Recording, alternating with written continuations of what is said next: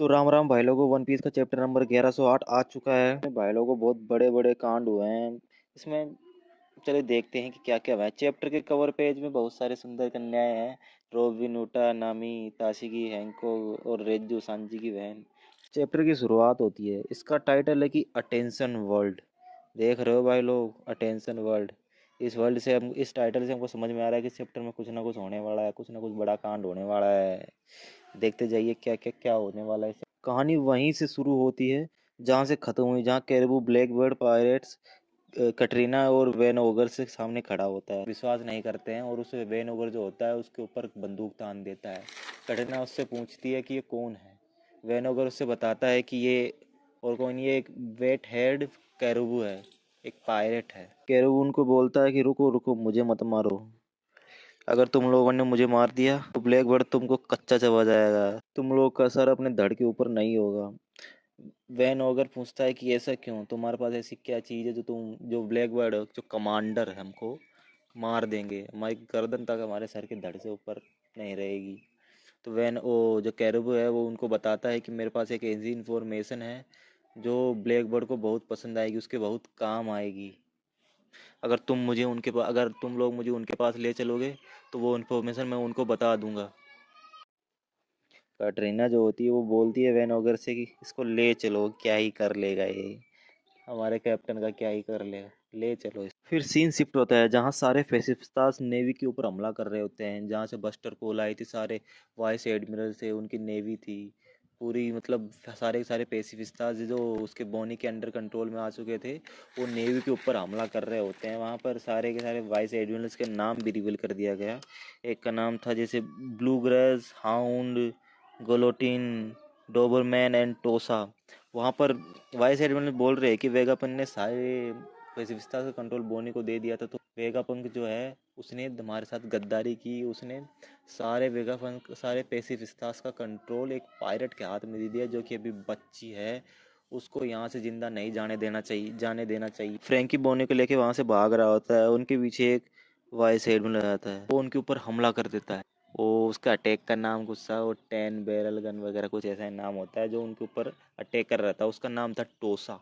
वो उनके पीछे होता है, तभी आवाज़ आती है हंसते हुए, मतलब बहुत बड़े शिप से बहुत बड़े जायंट्स कूदते हैं। दो डोरियन, ब्रोगी और उसकी टोसा की टोस बना के खा जाते हैं, मतलब उसको पेल देते हैं पकड़ के। डोरी और ब्रोगी बोलते हैं कि हमने सारे स्टोहेड्स का फेस याद कर लिया है, सारे नए स्टोहेड्स की बाउंटी हमने देख ली है, याद कर ली है।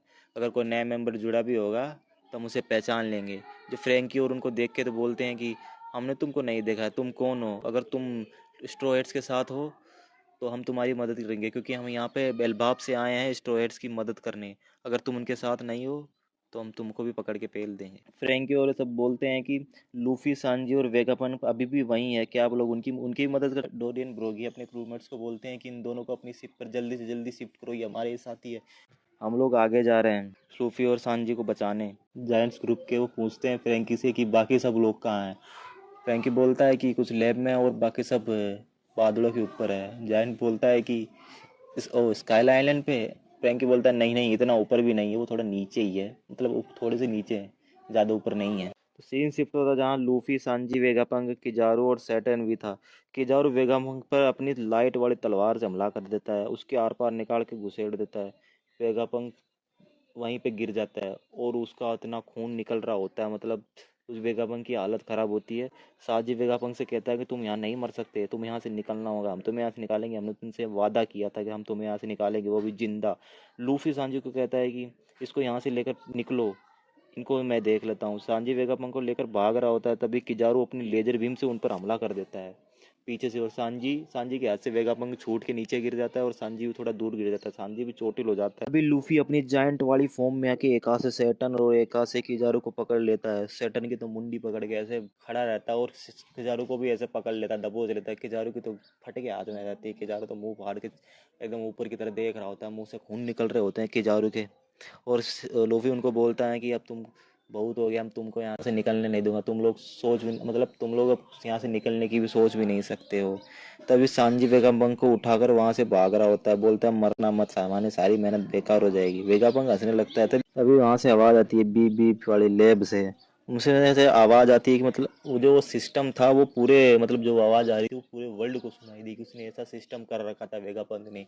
शायद वो मरने वाला होगा ना, तो उसने ऐसा सिस्टम कराया था कि अगर जब जब भी वो मरे तो वो ऑटोमेटिकली रिलीज हो जाए, जो वॉइस रिकॉर्डिंग उसने कर रखी थी, वो मैसेज जो उसने कर रखा था दुनिया को संदेश देना चाहता था। मतलब ये मैसेज ऐसा था कि उसने जो वर्ल्ड सेंचुरी हुई थी वो पिछले सारा इतिहास जो कुछ भी हुआ था वो सब के बारे में बताएगा।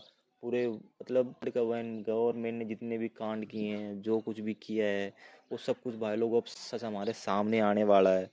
वो बोलता है कि अटेंशन वर्ल्ड, ये मैं हूँ डॉक्टर वेगापन। मैं किन से कह सकता हूँ कि जो मैसेज मैं आपको देने वाला हूँ उससे आप शॉक हो जाएंगे, लेकिन प्लीज़ मुझे सुनिए। मैं आप सभी लोगों की इस पूरे वर्ल्ड की सच्चाई बताने जा रहा हूँ, और चैप्टर यहीं एंड। भाई लोगों, अगले चैप्टर में हमें पता लगेगा कि क्या होने वाला है, क्या होगा इस वर्ल्ड के साथ, मतलब क्या हुआ था। एंशियंट हिस्ट्री, मतलब एंशियंट किंगडम, जो है वो ईमू ईमू सब कुछ पता लगेगा। देखते हैं अगले चैप्टर में क्या होता है भाई लोगों। सस्पेंस तो बहुत तगड़ा बनाया, और लूफी, मतलब लूफी ने दोनों को पकड़ लिया है, दोनों को पकड़ के फेल रहा है भाई लोग। हम सोच रहे थे कि लूफी इतना कमजोर है, कमजोर है, कुछ कमजोर कमजोर नहीं है भाई लोगों। उसने या आखिरकार अपने योंग को होने की पावर दिखा ही दी। तो भाई लोगों, हमारे चैनल को सब्सक्राइब करो, लाइक करो, कमेंट करो यार। लाइक तो कर ही दिया करो यार भाई लोगों। क्या है कि इससे हमको मोटिवेशन मिलता है कि अगला वीडियो बनाने के लिए। ऐसे ही मतलब हम आपके लिए ऐसे ऐसे न्यूज़ कंटेंट वगैरह लाते रहते हैं। तो कृपया करके हमारे चैनल को सब्सक्राइब करें, लाइक करें, शेयर करें।